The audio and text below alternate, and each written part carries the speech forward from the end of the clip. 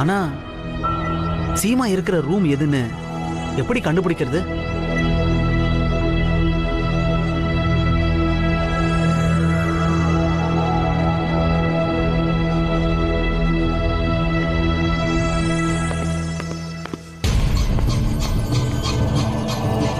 யாரோ வராங்க.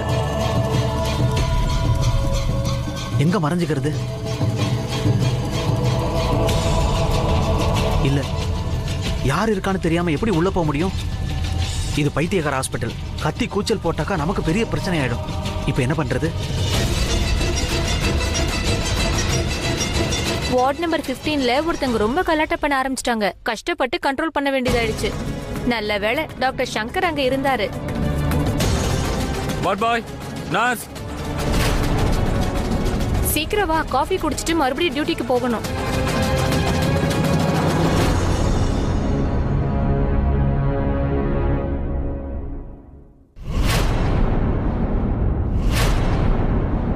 நீங்க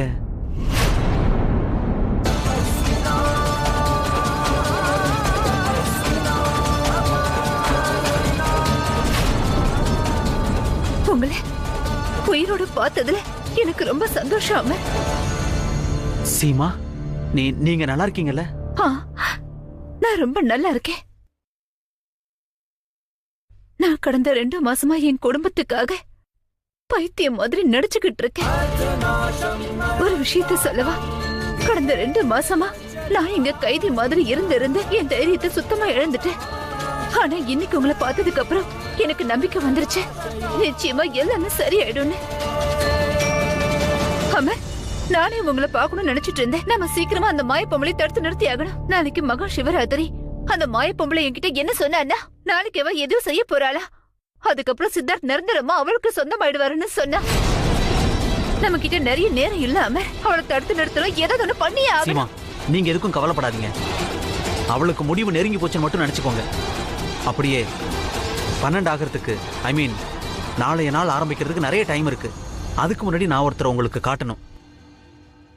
யாரு? உங்களுடைய தங்கச்சி ரோஹிணிய.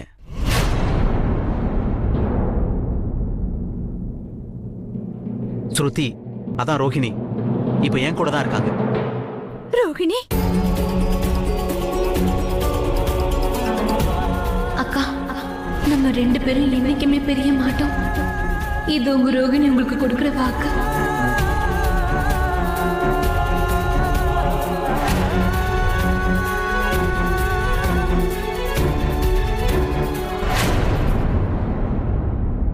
சீமா, ப்ளீஸ் கொஞ்சம் கண்ட்ரோல் பண்ணிக்கோங்க. நான் இப்பவே அவளை பார்த்தாகணும். நீ இப்பவே அவளை பார்த்தாகணும். என்ன அவகிட்ட கூட்டிட்டு போங்க ப்ளீஸ். நான் அவளை பார்த்தே ஆகணும். சரி, ஆனா இங்க இருந்து நம்ம யாரு கண்ணுக்கும் தெரியாம போகணும். போலாமா?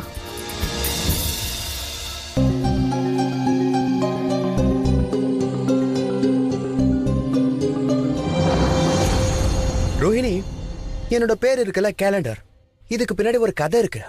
அது என்னன்னு தெரியுமா? நான் பிறந்த உடனே எங்க அம்மா சொல்லிருக்காங்க, ஆனா இவன் 4ஆம் தேதி பிறந்திருக்கான்ப்பா. ஆனா எங்க அப்பா சொன்னாரு, இல்ல இவன் 5ஆம் தேதி தான் பிறந்தான்னு.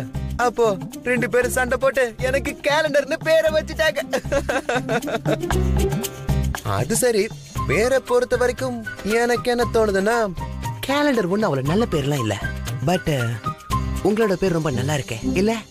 ரோஹிணி, ரோஹிணி பரத்வாஜ். என் பேர் ஒன்னும் கெத்தா இல்ல பாருங்க, கேலண்டர். ஆனா ரோஹிணி பரத்வாஜ் செமையா இருக்குல்ல? ரோஹிணி பரத்வாஜ் எப்படி இருக்கே? தலை வலிக்குது.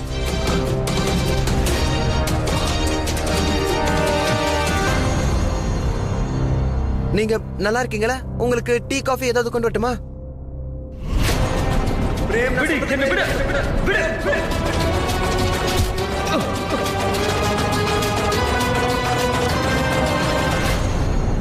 பிரேம், உன்னாலதான் என் ஃப்ரெண்ட் என் மேல கை வச்சிருக்கான்.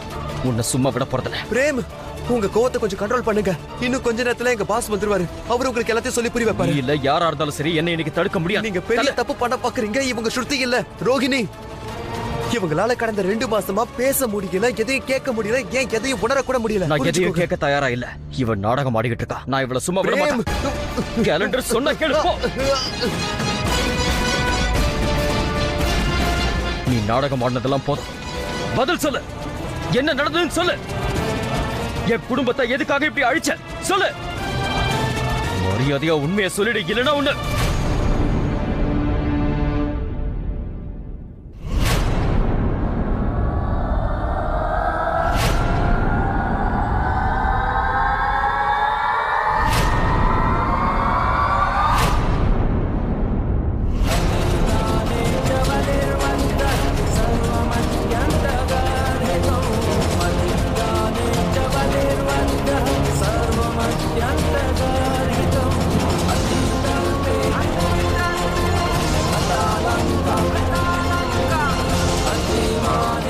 சீமா,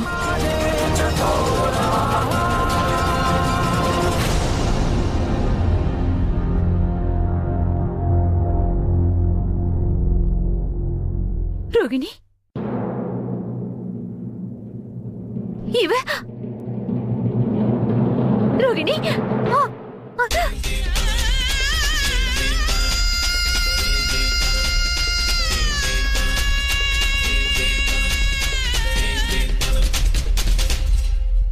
நீங்க உங்க வாழ்க்கையில ரொம்ப பெரிய தப்பு பண்ண பாத்தீங்க பிரேம்.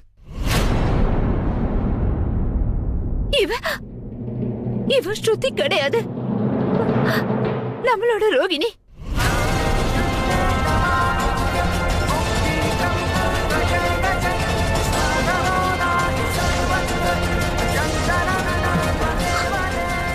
நீ எப்படி? அதிர்ச்சி ஆகாதீங்க பிரேம்,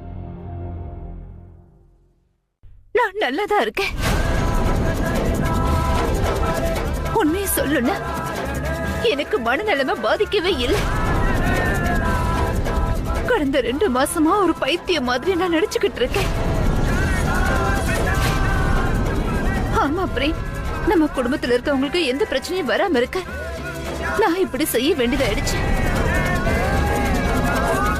அப்புறம் என்ன இந்த மாதிரி எல்லாம் பண்ண வைக்கிறவ அந்த மாய பொம்பளைதான். இப்ப அவன் நம்ம வீட்டுல ரோகிணியோட இடத்துல வாழ்ந்துகிட்டு இருக்கா பிரேம்.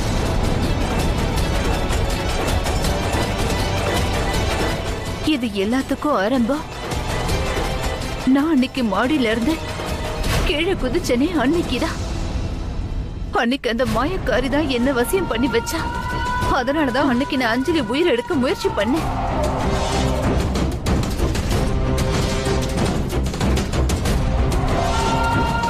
அக்கா, அஞ்சலி நீங்க என்ன பண்ணிட்டு இருக்கீங்க? அக்கா, அஞ்சலி விடுங்க. நீங்க என்ன பண்றீங்க? அவளை விடுங்க. சொன்ன கேளுங்க, விடுங்க. சீமா, விடு. அக்கா, ஏன் இப்படி பண்றீங்க?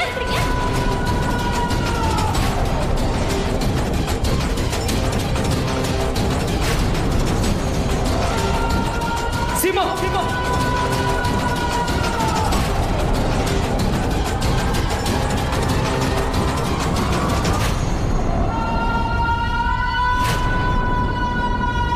பிரேம், எந்த மாயக்காரி நம்ம வீட்டுல இப்ப இருந்துகிட்டு இருக்காளோ அவதான் அந்த பச்சை நிற கண்கள் உடைய பொம்பளை. நம்ம குடும்பத்துல ஏற்பட்டிருக்க சங்கடங்களுக்கும் பிரச்சனைகளுக்கும் அவ ஒருத்தி மட்டும்தான் பிரேம் காரணம். அவ நம்மளோட மொத்த குடும்பத்தையும் அவளோட மாய வழியில சிக்க வச்சுட்டா பிரேம். அவ ரொம்பவே சக்திசாலியானவ. ப்ளீஸ், நான் சொல்றத நம்புங்க. ஆனா சீமா, அந்த பொம்பளை யாரு? அவ எதுக்காக வந்திருக்கா? அவளுக்கு என்னதான் வேணும்? இல்ல பிரேம், நீங்க என்கிட்ட அந்த கேள்வியை கேட்காதீங்க. இல்ல, நான் இதுக்கு பதில் சொல்ல மாட்டேன். ஆனா சீமா, சீமா, தயவு செஞ்சு இப்போவாது அந்த உண்மையை சொல்லுங்க.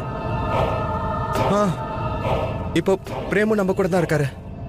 நீங்க இப்ப எல்லா உண்மையும் சொல்லிடுங்க சீமா. இங்க பாரு சீமா, பாதி உண்மை பொய்க்கு சமமானது. நீ முதல்ல உண்மை என்னங்கறத சொல்லு. அந்த பொம்பளை பத்தின ரகசியம் என்னன்னு சொல்லு. ப்ளீஸ் பிரேம், என்ன கட்டாயப்படுத்தாதீங்க. நான் அதை சொல்லவே மாட்டேன். நீங்க எல்லாரும் ஏன் புரிஞ்சுக்க மாட்டேங்கிறீங்க? இவ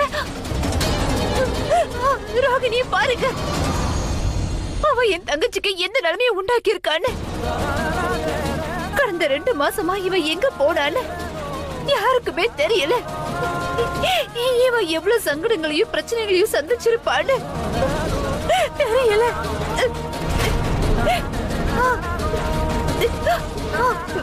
ரோகிணி, ஏதாவது பேசுமா ரோகிணி?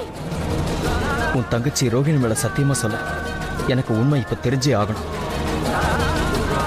இல்ல,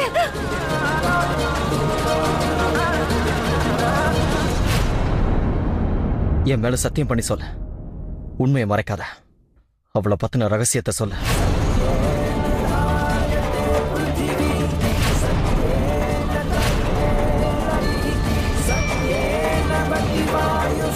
நீங்க சத்தியம் வாங்கி உண்மையை சொல்ல சொல்லி கட்டாயப்படுத்தலாம். ஆனா நான் அதை சொன்னா கூட நீங்க யாருமே அதை நம்ப மாட்டீங்க. நாளைக்கு மகா சிவராத்திரி இல்ல? அந்த பொம்பளை என்கிட்ட சொன்னா மகா சிவராத்திரி அன்னைக்கு அவ சித்தார்த்தா ஏதோ செய்ய போறேன்னு என்கிட்ட சொன்னா. அப்படின்னா அவ மறுபடியும் அந்த சிகப்பு கதவுக்கு பின்னாடி போக போறான்னு அர்த்தம்.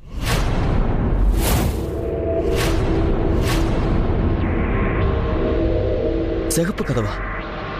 நம்ம அம்மனுக்கு பக்கத்துல இருக்கிற அந்த கதவா? சீமா, அந்த கதவு மூடியதானே இருக்கு. அந்த கதவுக்கு பின்னாடி அப்படி என்ன இருக்கு? அந்த பச்சை நிற கண்கள் இருக்கிற அந்த பொம்பளையோட உண்மை.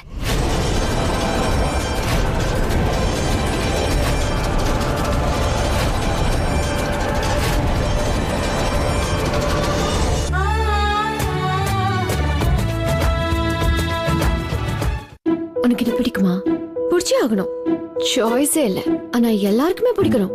அதுக்கு தான் Gokul Santol. No sweat, no oil, full day fresh, full day பளிச். கோகுல் சாண்டா, இதுதான் பெஸ்ட். செருப்பை விட்டுட்டு காலம் மடக்கி படம் பார்த்துட்டு இருந்தேன்.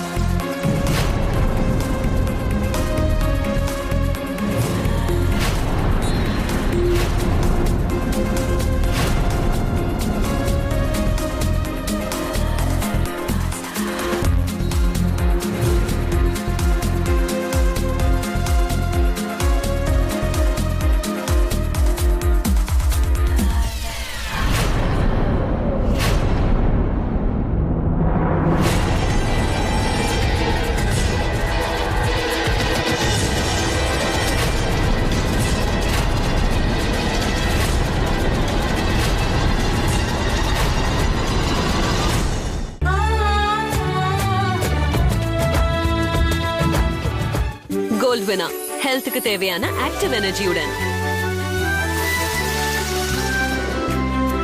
மம்மிக்கு நோ டூப், ஹெல்த்துக்கு நோ டூப். கோல்ட்வினா.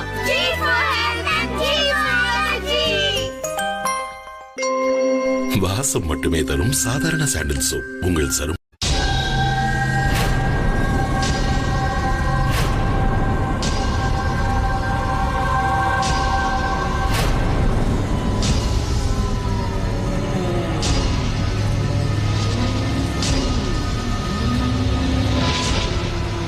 சீமா, என்னாச்சு? சீமா, நீ பயப்பட வேண்டிய அவசியமே இல்லை.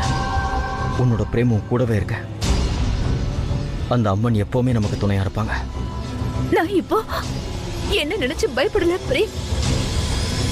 உங்களை நினைச்சுதான். சீமா, எனக்கு ஒண்ணும் ஆகாத. எல்லாம் நல்லபடியா நடக்கும். வா.